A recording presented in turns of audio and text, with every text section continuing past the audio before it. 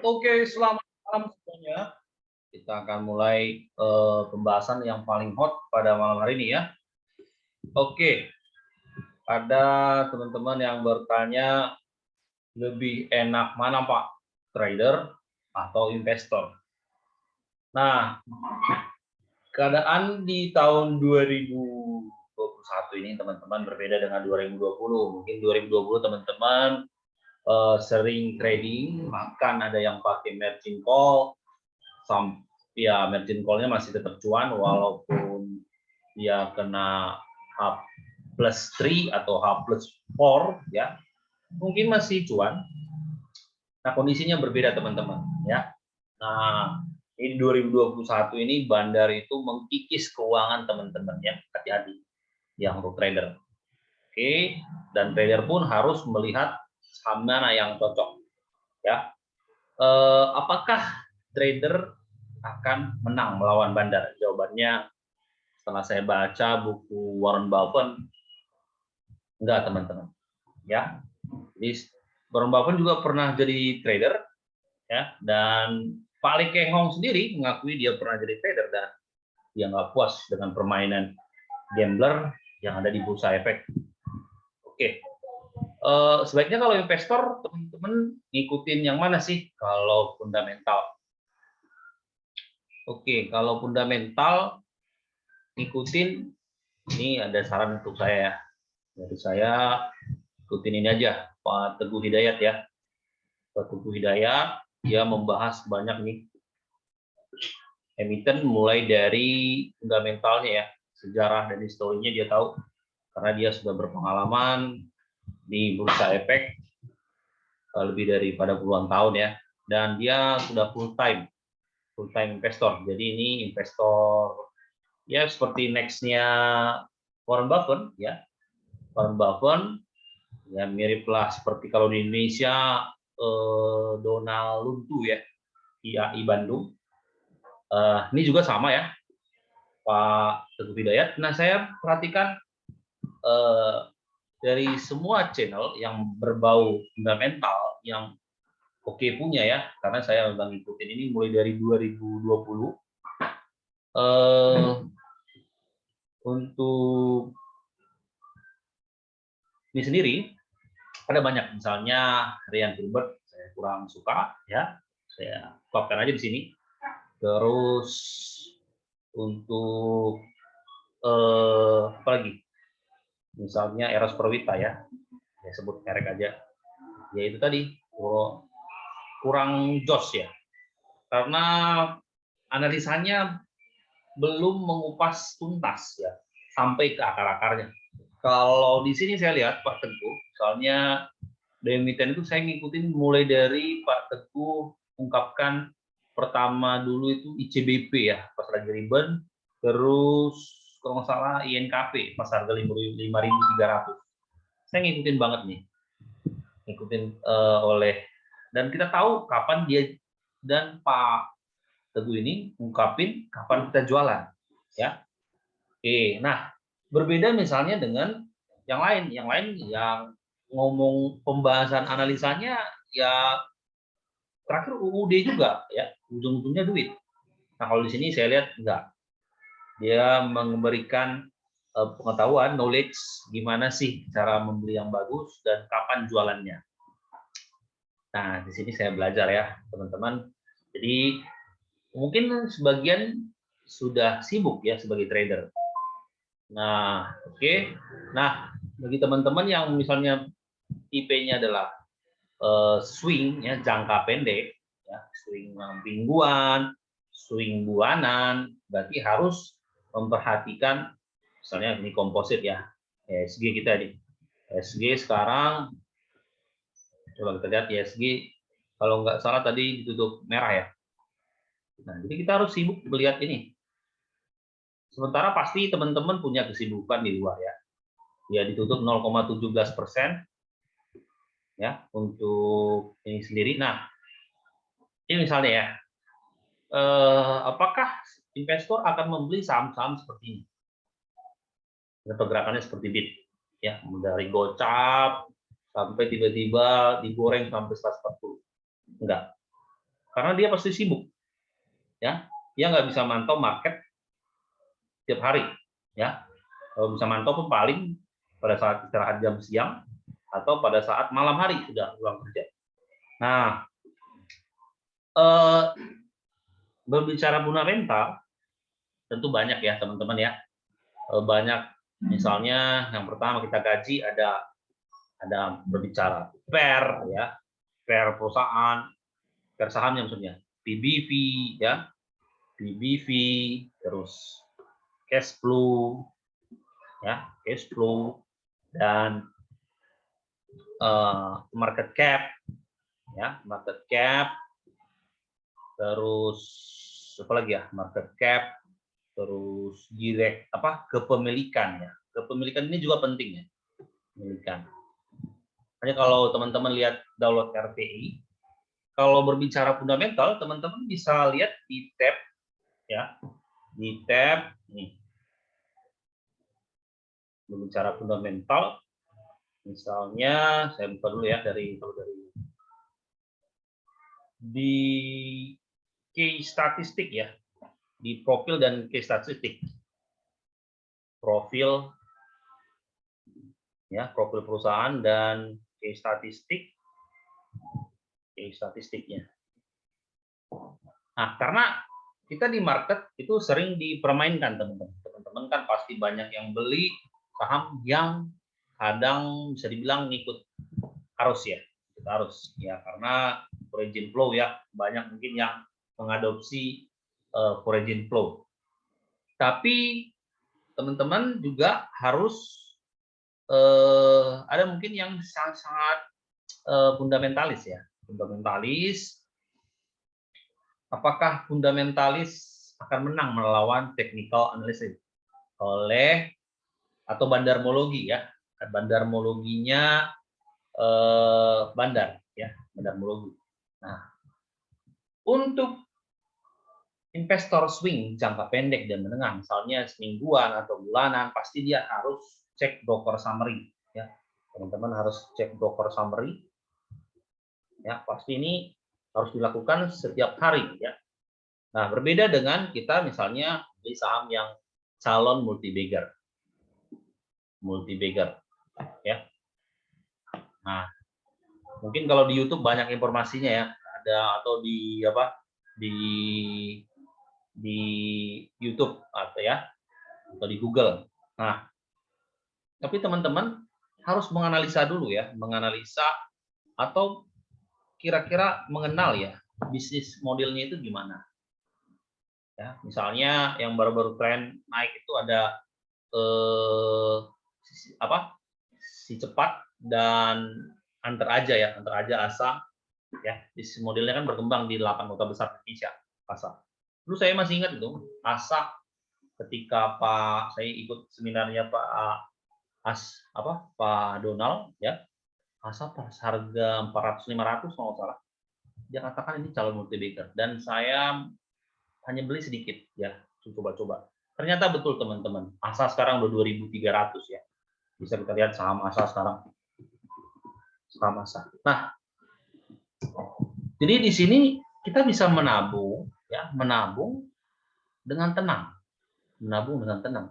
Berbeda misalnya kalau teman-teman ya ngikutin bandar ya.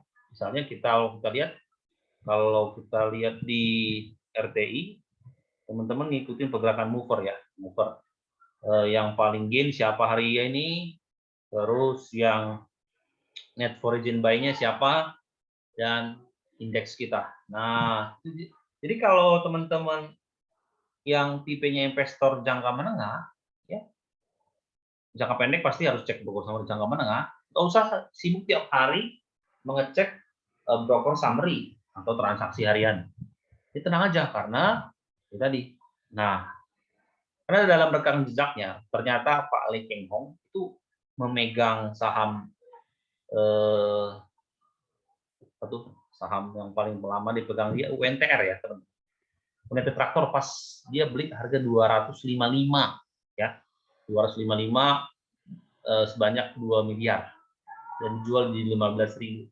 Teman-teman bisa bayangin ya, dia cuan berapa 100%. Nah, ada lagi yang bertanya, Om, kalau saham DCII gimana nih? Kan udah naik berapa persen saham DCII? Nah, yang beli siapa? Ya, yang beli siapa? Ini juga udah kena suspend nih kayaknya. DCII. Dia, oh belum kena suspend. Nah, bisa kita lihat ya. Dia IPO harga 8 pertama buy ya, dilepas 8.15. Kalau nggak salah ada teman yang beli di harga 3.000. Ini coba kenaikannya, nggak masuk akal. Nggak masuk akal. Karena kita nggak tahu bisnis modelnya gimana. Ya, katanya mirip Cloud atau Google penyimpanan database Google. Nah, ini kan yang beli adalah kalau nggak salah Salim Group ya, Indofood. Ya. Jadi gimana? Ini di sini pun kalau kita lihat transaksinya dikit-dikit banget ya, tiba-tiba melunjak di sini. Nah, apakah layak untuk dibeli? Menurut saya nggak masuk akal kalau dibeli saham-saham seperti ini. Ya, karena kita nggak tahu track record-nya, ya itu saham IPO bahaya. Nah, kemudian kenaikan saham Prem. Nah, ini tadi permainan bandar aja teman-teman ya. Tadi tiktokan, bandarnya diguyur ya, kalau nggak salah untuk MG, hati-hati teman ya teman ya. Untuk bandar ini sangat jahat ya di bursa. Dan saya pun aneh di bursa Indonesia ini. Kenapa fundamental atau laporan keuangan itu hanya diberikan 3 tahun terakhir? Itu satu pertanyaan, berbeda dengan misalnya kalau kita beli saham di Nasdaq, itu terbuka sampai pertama dia kali IPO, laporan keuangannya bisa kita bongkar ya. Ya. Nah, terus kesimpulannya apa hari ini? Nah, teman-teman mau milih sebagai trader harian terus, beli sore jual pagi, atau tipe menabung. Nah, kalau menabung, Om, bagusnya apa? Saya biar nggak pusing. Nah, teman-teman bisa lebih menahan diri ya. Bisa beli saham bank, saham bank. Misalnya BBRI ya. Saya BBRI, kalau BCA terlalu pergerakannya terlalu lambat ya. Dan juga kalau nggak salah BBRI mau reissue. Kalau mau untuk jangka ini, misalnya ini tanggal 17 ya bulan 6 2021, beli saham Kartu aja. Kenapa? Gojek masih lama ya IPO, kita belum tahu. Nah ini saham Kartu. Ini bisa teman-teman maksimalin untuk menabung di sini. Wow, ini gimana Om? Ya, dia bisa lihat ya pergerakannya ya. Pergerakannya sangat luar biasa. Dan kalau nggak salah rating dari Bank Jago sendiri sudah dapat 4,2 dari Android Mobile Bank. Jadi ini sudah merupakan suatu terobosan ya dari Bang Arto itu sendiri. Nah, jadi teman-teman sebelum memikirkan saham itu jangan dibeli ketika hijau. Ya, teman-teman harus sabar. Walaupun saham gorengan pun kita harus sabar. Misalnya film ya, film ya termasuk saham gorengan. Saya mengerti saham film termasuk saham gorengan.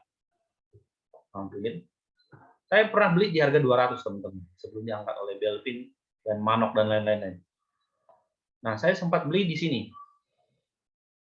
tapi nggak banyak. Ini. Kalau nggak salah 20 juta di sini ya.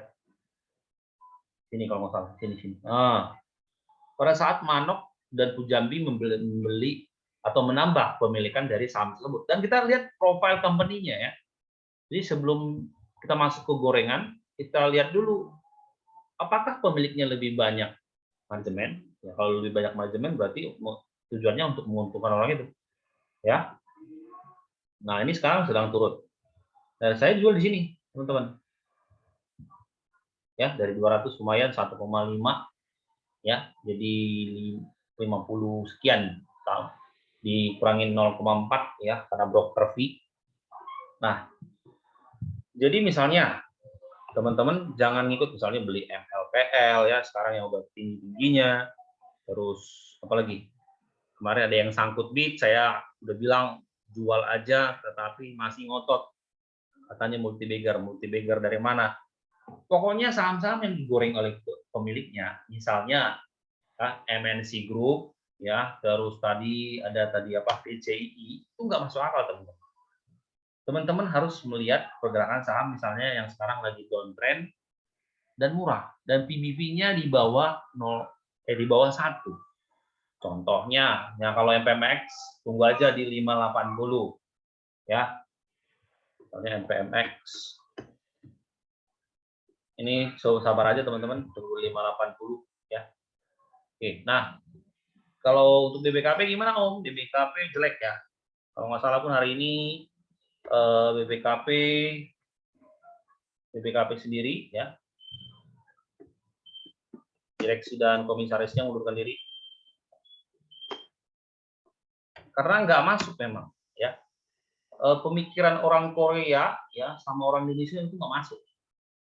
Lihat aja teman-teman, mulai dari dulu nggak pernah ada sejarahnya perusahaan Korea bisa berkembang di Indonesia.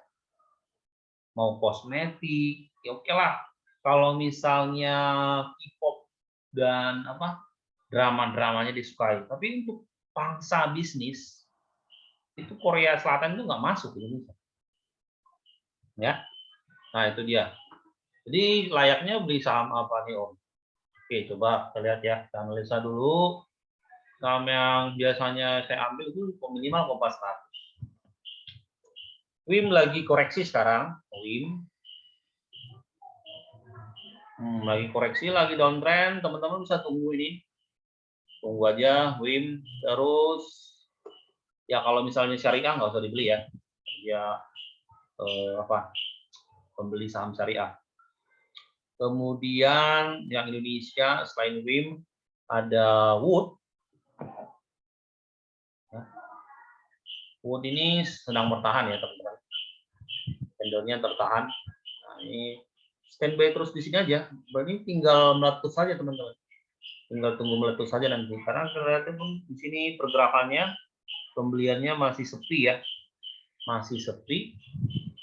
Atau misalnya mau ambil lagi murah, weton. Bisa. Lagi downtrend ya. Ini sudah murah banget teman-teman. 270 ya. Kalau ya, kalau kita lihat, tarik aja garis dari sini. Ini resist. Ini adalah resisternya dulu.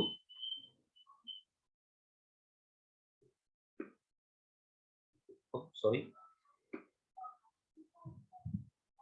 Ya udah murah ya. Nah, udah murah. Tutup weton ya. Ada PPRE yang pergerakannya lebih liar. Kemudian sama apa lagi? Misalnya saya suka yang fraksi 2 karena turnover-nya cepat ya. Apalagi kalau tembus dia ke fraksi 5, teman-teman lebih untung lagi. Nah, itu dia ya. Nah, friend gimana? Friend bisa tembus, saya lihat potensinya bisa tembus ke fraksi 2. Karena paling kayak ngomong sendiri sudah beli di sini 85 ya. Dia sudah beli di sini, ini guyuran bandar dan asing udah banyak akumulasi dan tadi udah keluar. Sisa tadi MD yang sangkut ya. Dan tadi SKI selaku pembeli siaga pada saat reaksi itu telah buang barang ya di 124, 123. Walaupun dia sangkut, dia masih dapat waran dari Smart Friend. Nah itu dia ya. Jadi apakah trader versus investor, apakah siapa lebih rich? Menurut saya tetap investor. Kenapa? Dari segi waktu, ya, dari segi pikiran, dari segi emosional itu dia lebih tenang. Makanya investor itu akan lebih nyaman ya, karena dia tidak menganggap itu sebagai aktif income-nya. Jadi teman-teman ingat, trader di 2020 berbeda dengan 2021 ya. Oke, itu aja untuk malam hari ini, cuap-cuap saham untuk trader versus investor atau versus bandar. Selamat malam, jangan lupa di subscribe jika suka, dan di-like, dibagikan sama teman-temannya yang masih kaku dalam dunia saham. Oke, itu aja untuk pada malam hari ini. Selamat malam semuanya.